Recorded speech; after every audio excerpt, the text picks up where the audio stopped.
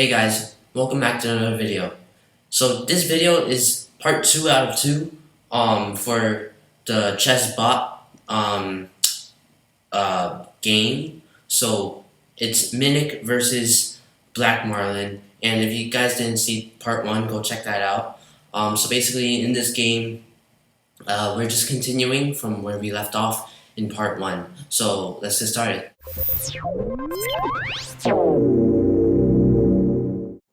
I feel like White's position is a bit more advantageous.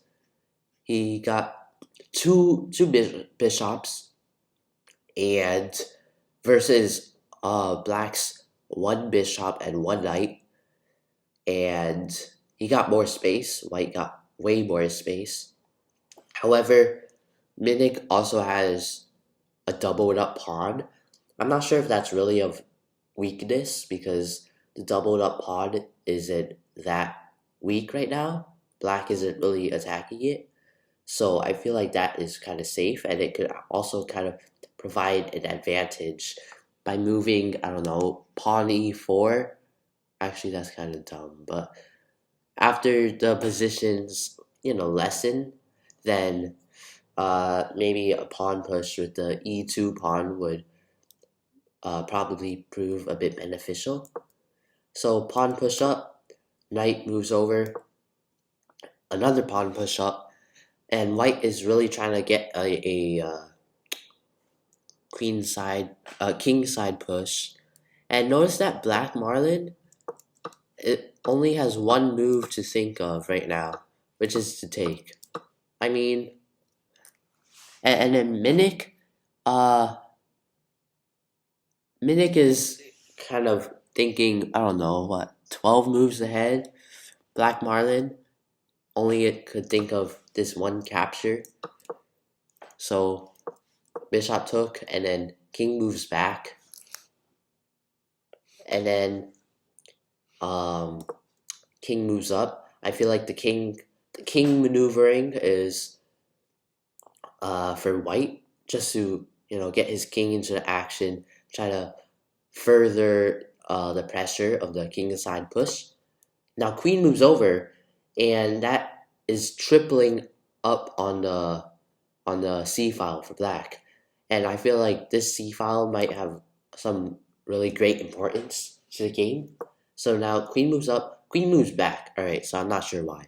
Uh, now rook moves over to f1, and then queen moves over. I mean, that's a lot of repetitive queen moves that got you nowhere. And then king moves back, rook moves over, and rook moves back. Yeah, that's a lot of repetitive moves. But I feel like now Black is trying to prepare for a king side push of his own by moving the rook over and by maneuvering his knight to f7. A pawn push from pawn g7 to g5 would probably seem likely. The knight moves back and bishop moves over, and White still got a lot of space, even though the king is super out in the open. He's still got a lot of space, and Black doesn't have any attack yet. Queen moves over, rook moves up. I feel like maybe just to move that rook on c3 to anywhere else on the third rank, because on the second rank it got no space to move. Pawn moves over, queen back, queen over, rook up, and then knight down there, just to attack the bishop, which again it kind of seems a bit threatening and kind of annoying for Black. So bishop moves back, knight moves back, bishop moves up, rook over. And I feel like at this point it seems really stalemated. I feel like if it was a human versus human match, it would be really just a stalemate at this point. Um, Now queen moves over. Notice how the pawn on d5 did not take on e4. Um, so back, bishop up, reclaiming the d6 space. Knight moves back, and it's like, why are you here? So queen moves over, rook takes. Now that's kind of interesting that the rook took and not the knight. And I feel like at this point count doesn't really matter. The fact that the rook took, I mean, that rook on c6 wasn't really doing much, but the knight got a lot more maneuverability. So the knight is probably more valuable than that rook on c6. So I feel like getting rid of the less valuable piece, even though by point count the rook is 5 points and the knight is 3. In this position, the rook is probably worth way less than the knight. So rook took, pawn took, knight took, pawn took on d5, pawn took, and then rook moves over, and I feel like, so even though just a minute ago the rook was less valuable, right now I feel like a rook would be way more valuable because the position just opened up.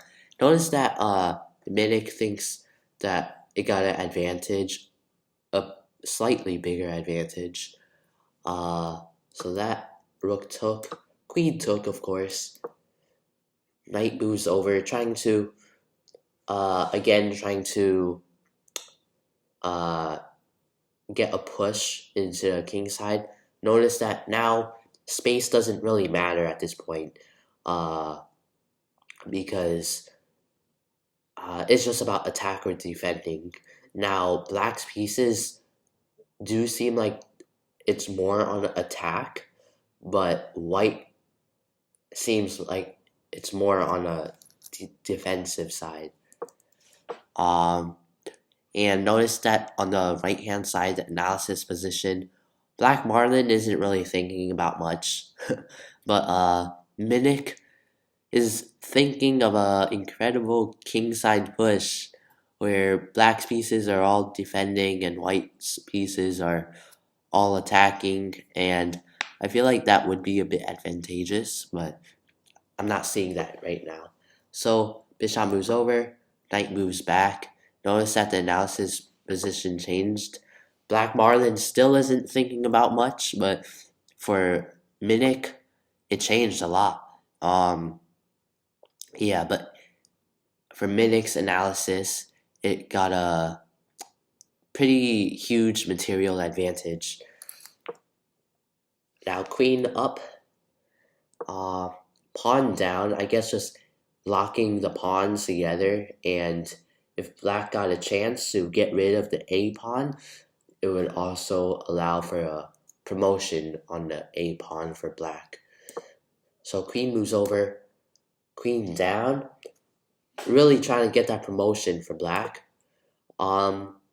Queen over, again, I just don't understand why the queen moved like one square at a time. Now knight goes down, capture, I mean free pawn. Bishop over, king down, rook over, knight took again.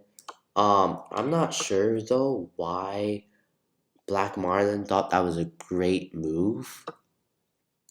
I mean, in my opinion, it's more just I don't know. I feel like that would be a blunder in my opinion, but I'm not sure. I mean, yeah, after the white queen takes the knight and the black queen takes the bishop, I feel like, I don't know, it kind of still be equal, I guess. Yeah. I mean, there's really no great advantage anyway. But Blackmarlin thinks that it got a slight advantage, and Minic thinks it got a huger advantage. Now, bishop check, queen a king down. Yeah, so I feel like I don't know. That kind of sucked for black.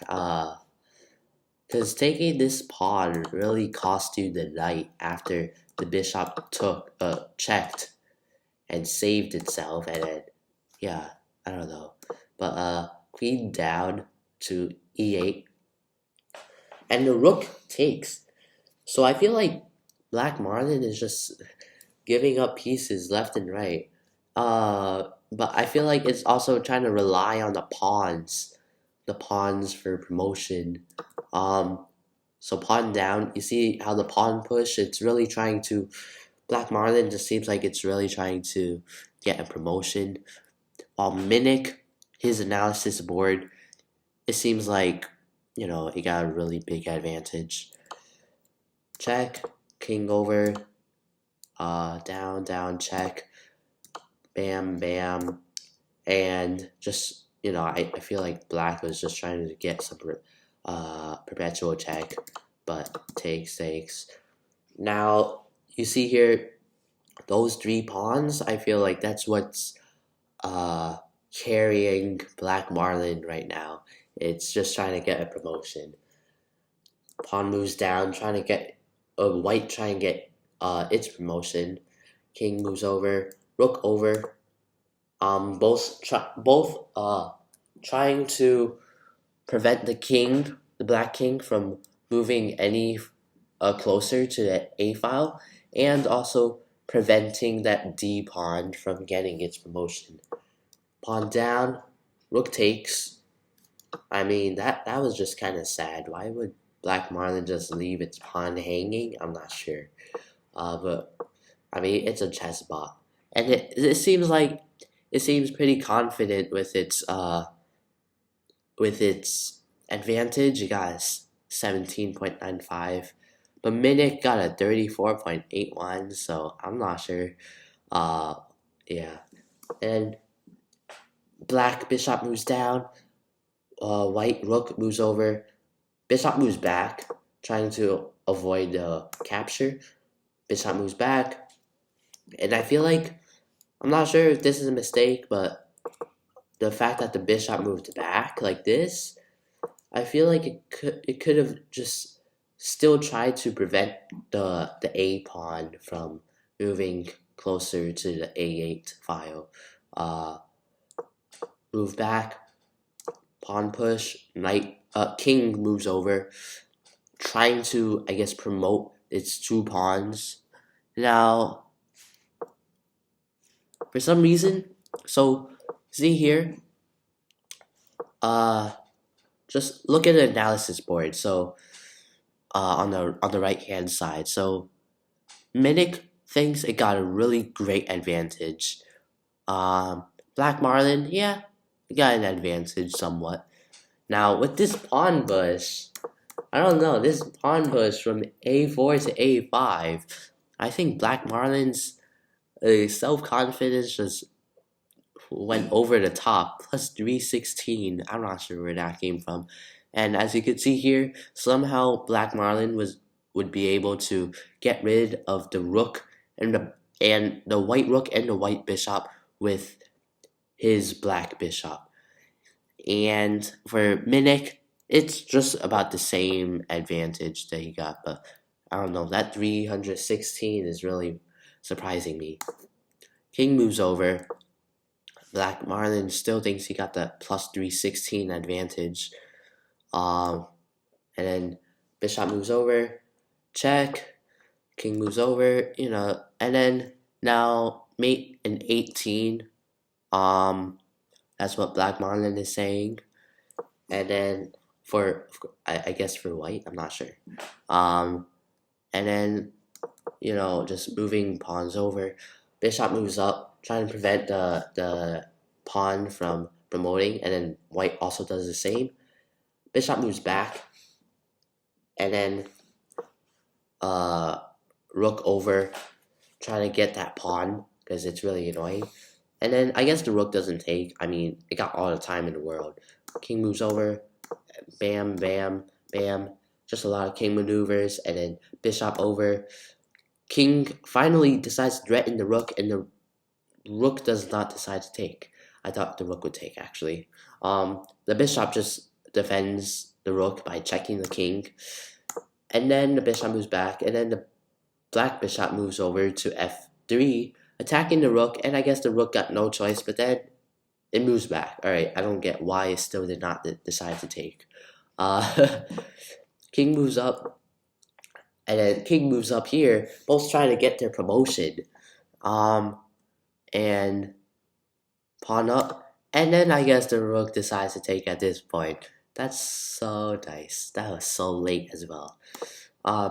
Bishop moves back, promotion, but then the bishop takes. I'm not sure what that promotion was about though. Oh, I guess it was. Oh, I see. So as you can see on Minic's analysis board, after queen promotion and the bishop takes, it wants to kind of corner the bishop with its own bishop by doing bishop to c6 and trapping black's bishop, so that way it's only a king and rook versus a king, not with more stuff on the board. So bishop trade, and then afterwards it's just a matter of time before Minic finally checkmates black. So just boxing the king into a corner with the rook, and then king moves over, and then that's checkmate. So I guess, yeah, so that was a really interesting game and a pretty lengthy game. But it's always really nice to look at computer bots battle each other, because what's better, a human versus human or a bot versus a bot? I personally like a bot versus a bot. So yeah, that will be about it for today's video. Hopefully you guys enjoyed it and learned a lot from this game. And if you guys did, leave a like, subscribe, and click that notification bell to see more chess videos.